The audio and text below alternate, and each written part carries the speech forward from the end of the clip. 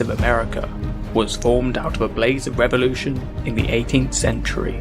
Within 200 years, the nation reached the height of its power, emerging triumphant and robust, following 2 world wars that devastated many other great nations. However, the history of this region stretches back further and is deeper than most believe. This is the history of the United States of America. Before the formation of the United States, the history of the continent claims diverse and intriguing evolution. The documented voyages and later death of Christopher Columbus paved the way for further Spanish and Portuguese expeditions, which were to reveal the existence of South America, with more accurate data and instruments at their disposal. References by mapmakers stated this was a new world. As stories were told of this new world, many people were intrigued and wanted to see for themselves. Therefore, the United States was to become a nation of immigrants, filled with unwavering optimism and determination to succeed. However, before the settlement by Europeans, and prior to explorers charting the coastlines, the continent was inhabited by various native communities. It is theorized the first people came via Beringia, a land bridge that connected Russia and Alaska during the Ice Age. As the world temperature increased, the glaciers melted, raising the sea levels, and thereby closing the land bridge. Over time, these first hunter-gatherers migrated throughout the continent and were the ancestors of all Native Americans. A variety of people, societies, languages and cultures subsequently developed, most of which have been wiped out today. The land, climate and nature were significant influences in the lives and beliefs of those who occupied it. One of the earliest societies was the Mississippi culture, where archaeology has established that they built raised cities and ceremonial burial mounds, with urban settlements sustained by a commendable trading network. In the southwest, the Pueblos were known to have constructed complex multi-story villages built out of stone. To the northeast, 5 and later 6 nations banded together to form the Iroquois Confederacy. They developed a centralized democratic government which comprised of representative chiefs. It is argued that this confederacy was formed shortly before European contact by the Peacemaker. However, the actual date is hearsay, as no records exist. Perhaps the earliest noteworthy explorer was Leif Erikson, a Norse explorer who during the 11th century was blown off course en route to Greenland. This natural storm led to his discovery of the island today now known as Newfoundland, but the Norse named this land Vinland. A settlement was constructed on the northern tip of the island, but the settlement proved not to be viable and quickly faded. During the 5th century, Europe was enjoying a safe land passage reaching to India and even as far as China. These trade routes along the Silk Road enabled sources of valuable goods such as silks and spices to be traded. With the fall of Constantinople to the Ottoman Empire, however, the land route to Asia became more difficult. Christopher Columbus was sponsored by Isabella of Castile and made his voyage with 3 ships, the Nina, the Pinta, and the Santa Maria. Arguably, it was the voyages and expeditions of Christopher Columbus that were a significant factor in the evolution of American history. Guided by the maps of Toscanelli, Columbus reached the Bahamas in 1492. He would undertake 3 more voyages, and as a reward for his success, he was appointed governor of Hispaniola. However, even for this time in history, Columbus committed multiple cruel and vile acts upon the natives, killing thousands, to the point where he was later brought back to Europe and imprisoned. The most significant factor in the demise of the natives at the time, however, was disease. The natives had no immunity to the foreign diseases, and it is estimated that 90% of the population were wiped out. Over the following centuries, numerous European powers embarked on colonization efforts, where they sought to exploit both the land, resources, and opportunities the continent offered. The Spanish focused their efforts at colonizing the Caribbean, Florida, and its conquest of the Aztec and Inca empires of South America. As news of this newfound continent reached Europe during the early 17th century, French immigrants were attracted to the fur trade and the wealth it could bring. They also had a desire to convert the natives to Catholicism and travelled further down the St. Lawrence River, laying the foundations for New France. The Dutch followed suit, establishing several forts, towns and trading posts along the Hudson River, which provided a network of trade. New Netherland, which the colony was known by, produced immense wealth for the Dutch. Other foreign nations began to envy the riches flowing out the Hudson River Valley. The English set up their first colony in Jamestown, Virginia in 1607, which became a key exporter of tobacco. With tobacco plantations and colonies expanding, the need for labour became urgent. Indentured servants received paid passage to the Americas, along with food, clothing and accommodation. Their contract was to work on plantations until their completion of service. With the European arrival, the Iroquois Confederacy became increasingly involved with the fur trade. Dutch colonists, and later English, craved the lucrative beaver furs from the Iroquois in exchange for firearms. The Iroquois Confederacy depleted beaver populations in their homeland and mobilized against other tribes in the Great Lakes region who were allied with the French. All this to gain access to new hunting and trapping grounds. The competitive nature of the fur trade led to decades of hostility and bloodshed between Native American tribes in their struggle to maintain and compete for relations with the colonies. In retaliation, the French invaded Iroquois villages and surrounding lands.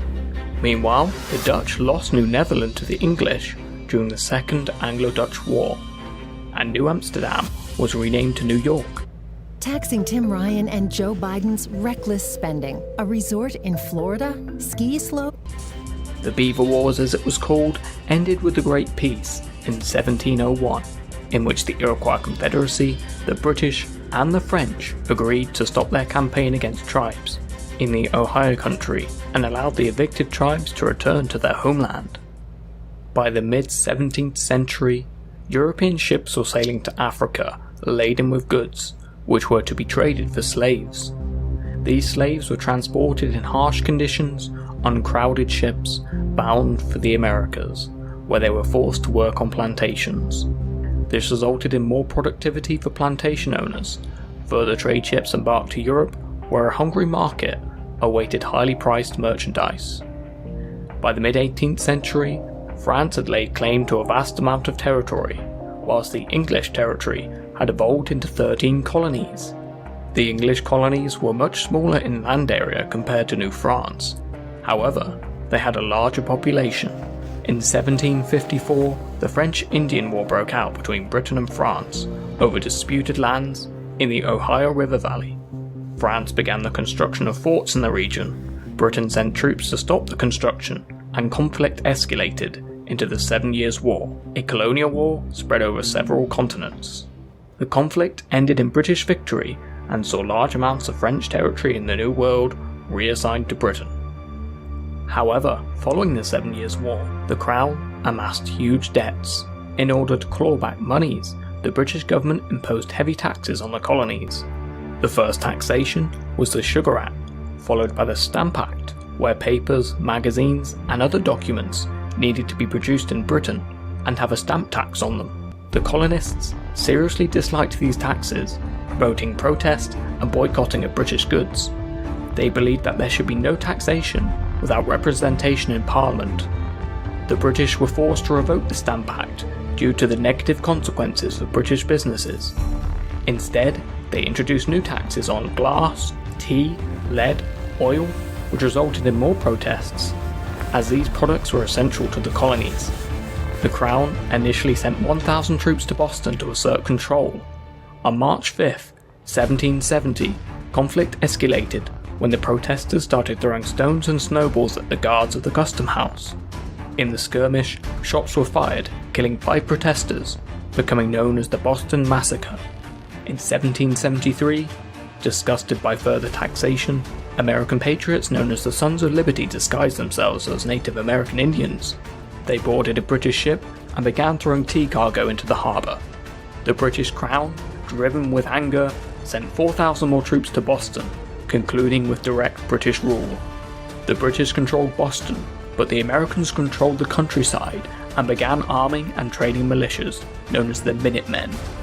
In 1774, the First Continental Congress met at Philadelphia 56 delegates from 12 colonies arrived to discuss the reduction of taxes and a response to the Intolerable Acts, where Massachusetts had been stripped of self-government by the British Parliament. They sent a message to Britain, and they responded with more regulations and increased army presence. Massachusetts was declared in a state of rebellion.